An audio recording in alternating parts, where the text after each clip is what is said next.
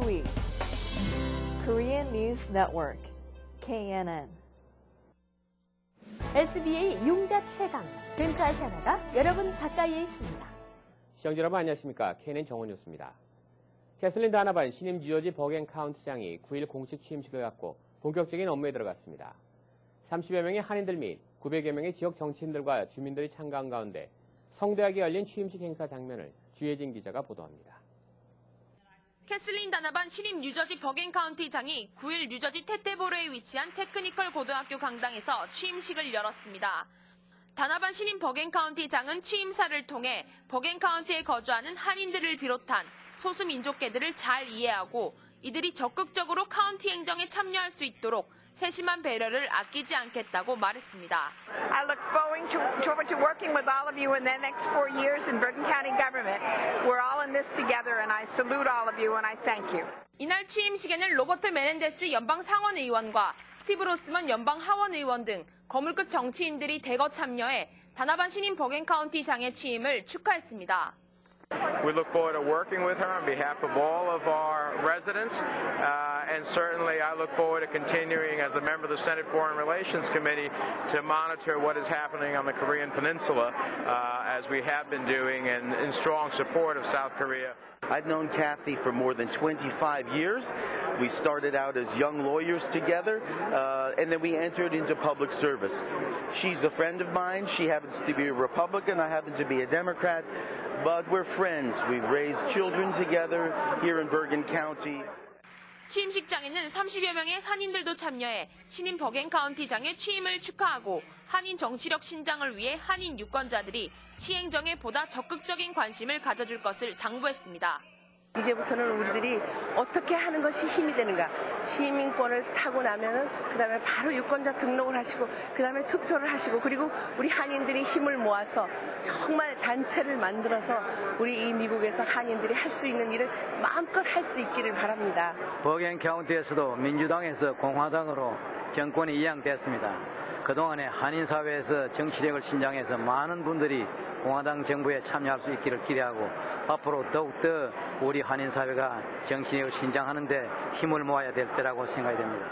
이 한인들이 이 정치적으로 이 참여를 많이 해서 주인의 의식을 가지고 앞으로 살아나가는데 이 미국 생활에 살아나가는데 큰 힘을 우리가 가질 수 있는 건 정치적으로 참여했을 때만이 우리가 참 힘을 가질 수 있다 이런 생각이 됩니다.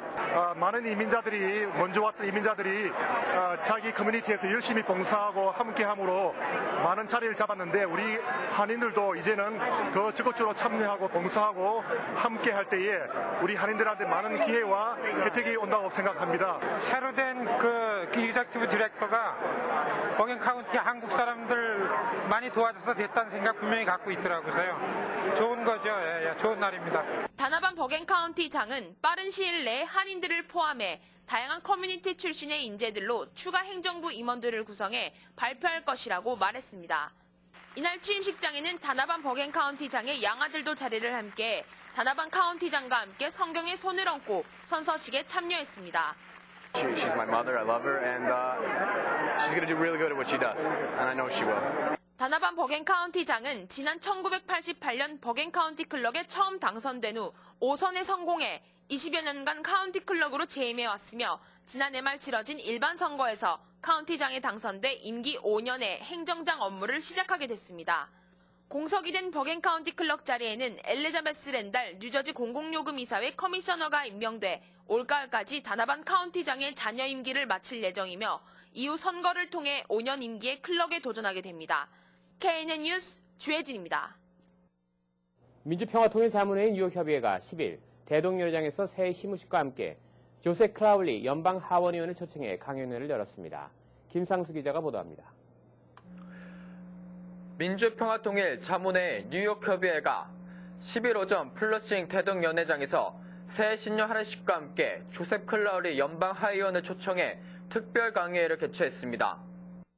우리의 그 통일 의지를 더욱 굳히고 또 이제 우리 남은 임기를 더 잘 하기 위해서 서로가 결단하고 또 서로가 이 통일의 그 대업을 완수하기 위한 일을 다짐하는 그런 우리 모임을 가졌고, 특별 강의 시간에는 조셉 클라울리 연방 하의원이 강사로 초청되어 최근 북한의 도발 사태 및 핵 문제에 대해 언급하고 평화적으로 대처해 나가자는 방향을 제시했습니다.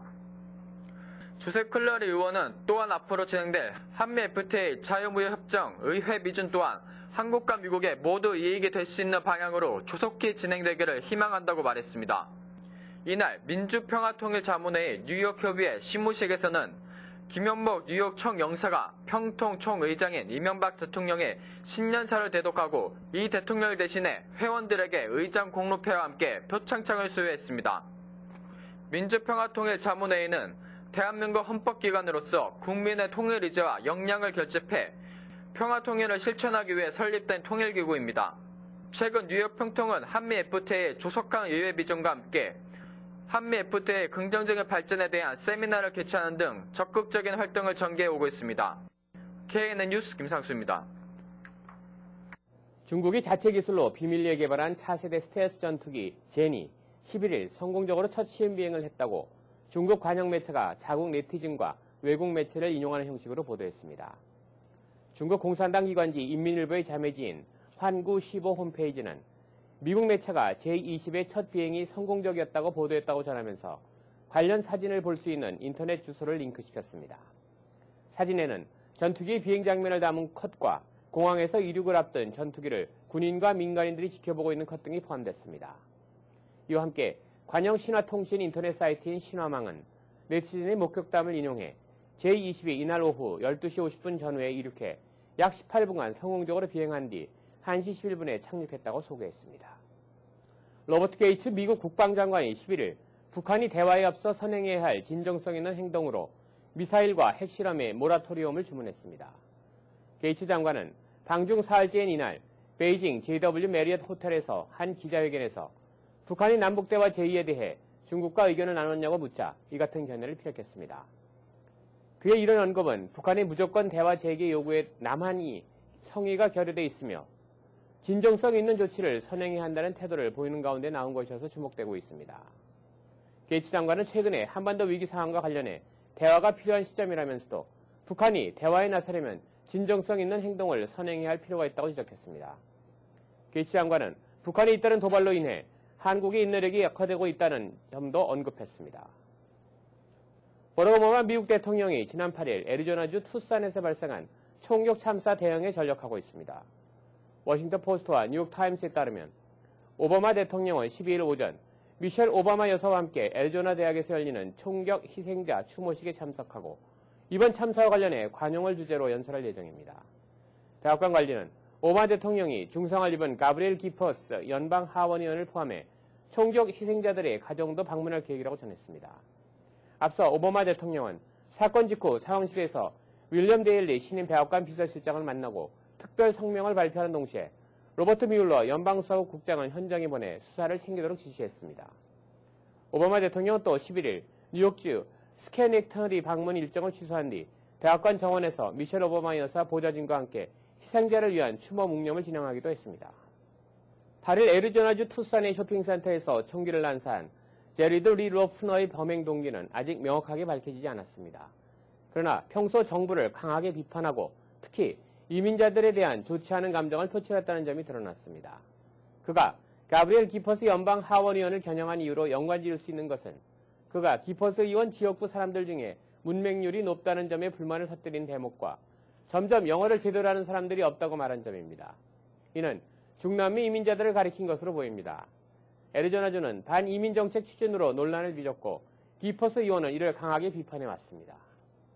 눈폭풍과 얼음폭풍이 9일 애틀랜타를 비롯한 미국 남부 지역을 휩쓸어 곳곳이 정전되고 도로교통 대란과 사고가 일어나고 애틀랜타에 본부를 둔 델타 항공의 비행기 운항이 1,400여 편이 취소되는 사태를 빚었습니다.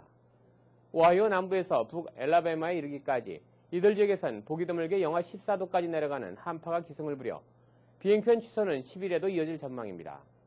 또 텍사스 북부와 동부 남북 캐롤라이나주에 걸쳐 폭설이 예상되는 가운데 특히 빙우띠도 동반할 것으로 예상된다고 기상정보회사 아큐웨더는 말했습니다. 당시 눈폭풍은 북상해 뉴욕과 보스턴을 강타했었는데 이번에도 애틀란타를 거쳐 북상, 다음 주 중반까지는 뉴욕과 뉴잉글랜드에 또 한 차례 타격을 남길 수 있으며 게다가 중부와 서부를 열어붙게 하고 동쪽으로 이동 중인 다른 눈폭풍까지 가세할 가능성도 있다고 보도했습니다.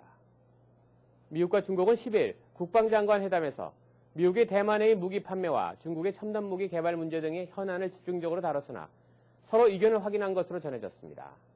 양광래 중국 국방부 장관은 방중 이틀째를 만난 로버트 게이츠 미 국방장관과 이날 오전 베이징 베이다러우에서 국방장관 회담을 열고 양국 군사 현황과 국제정세 및 지역 안전 문제를 심도 있게 논의했다고 관영 신화통신이 보도했습니다. 양 국방부 장관은 회담 후 공동 기자회견을 통해 미국이 대만에 무기를 판매하는 데 대해 반대한다는 게 중국의 정책이라고 분명히 밝혔습니다. 중국은 지난해 1월 미 국방부가 대만에 미화 64억 달러 상당의 첨단 무기를 판매키로 결정하면서 미국과의 군사교류 프로그램을 중단하고 당시 예정됐던 게이츠 장관의 방중도 연기됐었습니다.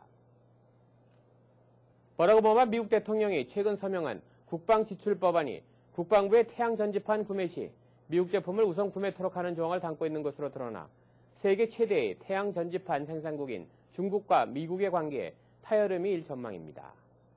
10일 인터내셔널 헤럴드 트리뷴지에 따르면 미 상하 양원은 최근 레임덕 시즌이 끝날 무렵 국방지출 법안을 서둘러 개정하면서 미 국방부의 중국산 태양 전지판 구매를 막는 조항을 명시해 중국의 반발이 예상됩니다.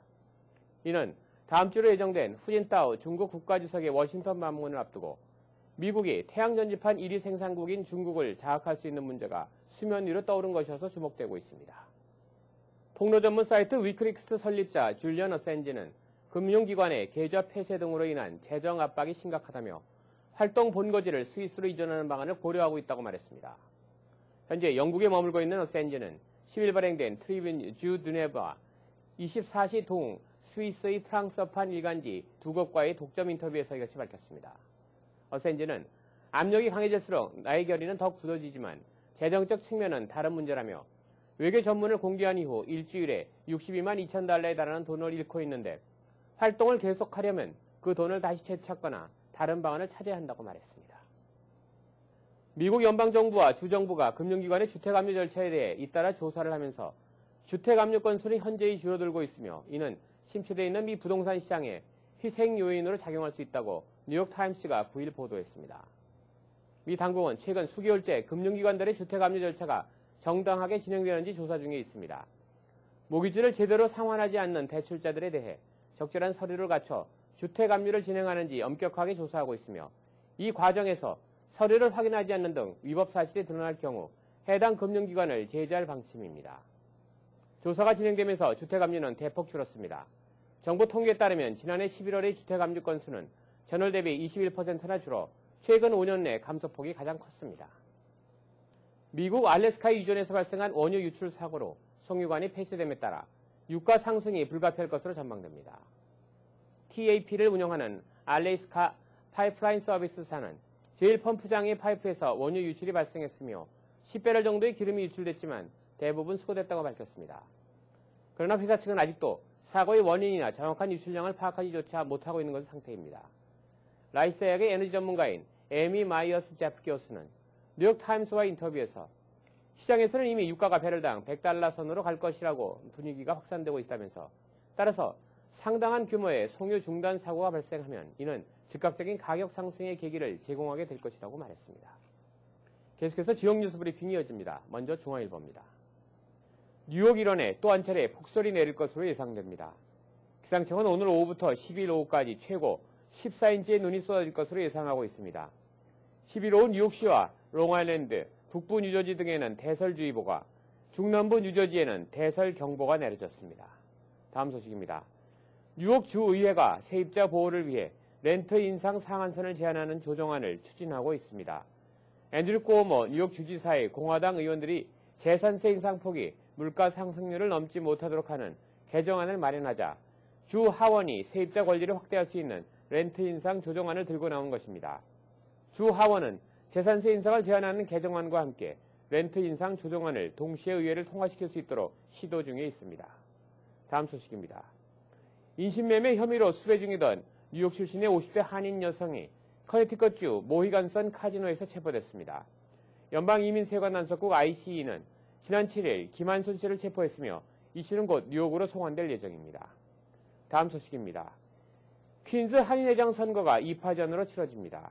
퀸즈 한인회 이사회 산하 인사위원회가 공고한 회장 후보 등록 마감일인 10일 한양희 현 퀸즈 한인회 부회장과 이명석 전 뉴욕 상공회의소 회장이 후보 등록을 마쳤습니다. 이사회는 오늘 14일 뉴욕 한인봉사센터 커뮤니티 센터에서 회의를 열어 차기 회장을 선출할 계획이며 참석 이사단체들의 표결로 회장이 결정될 예정입니다. 다음은 한국일보로 가보겠습니다.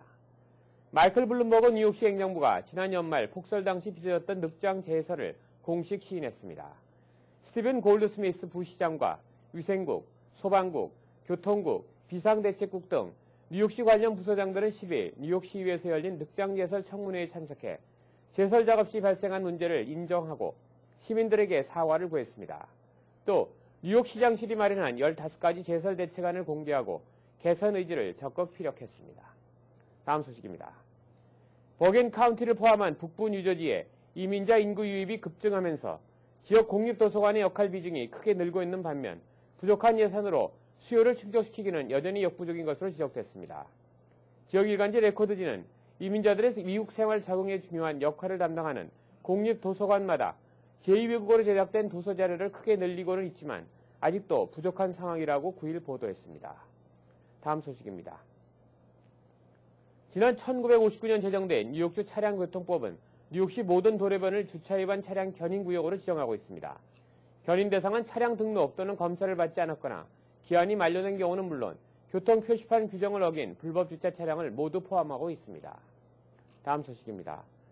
지난주 뉴저지 한인회장 선거에 단독 출마해 입후보 자격을 얻은 이현택 회장 후보와 이진호 수석부회장 후보가 당선 공고도 안 된 상태에서 회장 행세를 하고 다녀 따가운 눈총을 받고 있습니다.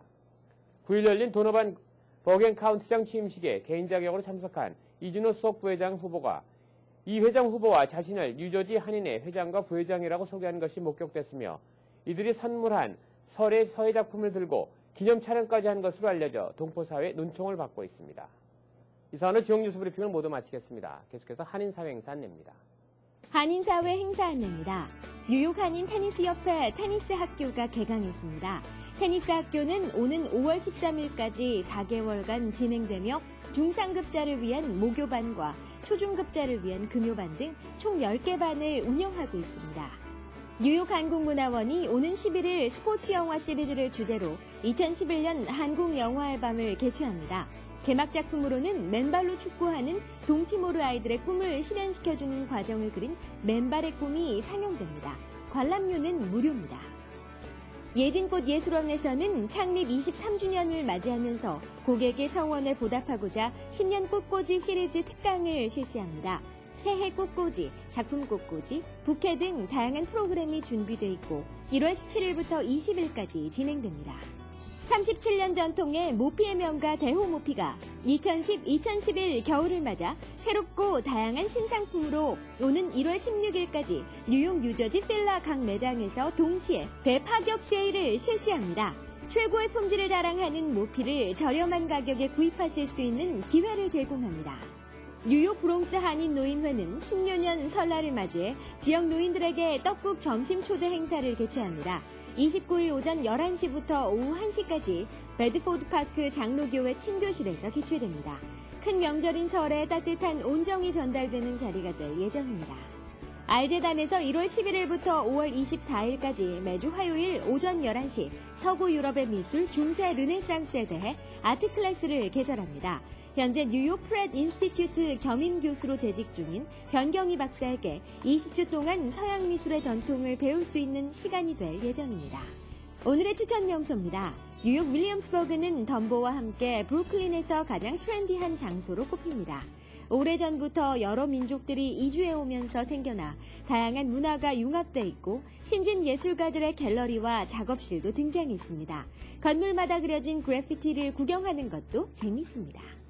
한인사회 행사 안내는 여러분과 함께하는 코너입니다. 내가 속한 작은 모임부터 비영리단체, 봉사단체, 문화, 교육, 예술단체 등 다양한 모임의 소식을 기다리고 있습니다. 사진과 함께 방송하고자 하는 내용을 이메일 또는 팩스로 보내주시면 선별의 한인사회 행사 안내 코너를 통해 방송해드립니다. 자세한 사항은 MKTV KNN 방송 보도국으로 연락 바랍니다.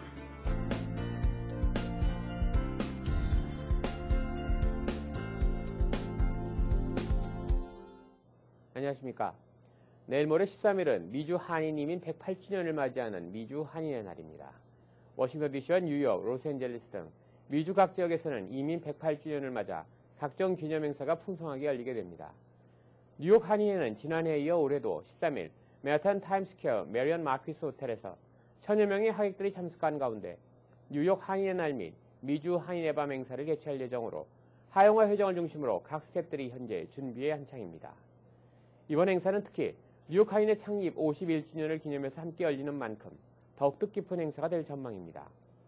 특히 한인 1세와 2세대의 대화학과 한인 사회의 미주류 사회 진출을 위한 타인종 커뮤니티와의 중요한 네트워크의 장이 될 이번 행사에 한인 사회의 적극적인 참여와 성원이 요구되고 있습니다. 한편 뉴저지 지역에서도 이번 주말인 15일 버겐 카운티 정부 청사에서 한인 및 연방 의원들과 주 상원 하원 의원들 그리고 셰리프와 프리홀더들이 참석한 가운데 한미 친선협회 주관으로 미주 한인날 기념식과 함께 가든스테이트 오페라단의 축하 공연이 함께 열릴 예정입니다. 특히 이날 기념식에는 지난 주말 새 버겐 카운티장에 취임한 캐슬린 다나반 버겐 카운티장도 함께할 예정이어서 한인 커뮤니티의 위상을 한껏 과시할 수 있을 것으로 예상됩니다. 미국 연방 하원 측은 지난 2005년 12월 미국 땅에 한인들이 처음 이주한 날을 공식 인정하기 위해 1월 13일을 미주 한인의 날로 지정해 선포한 바 있습니다. 이후 미국 각 지역에서는 한인들이 모여 1월 13일 다양한 기념 행사를 개최하고 있는 중입니다.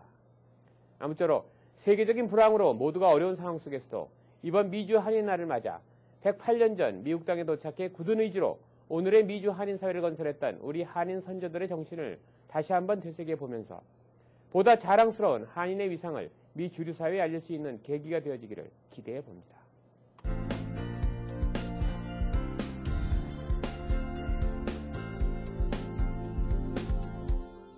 계속해서 법률 정보가 이어집니다.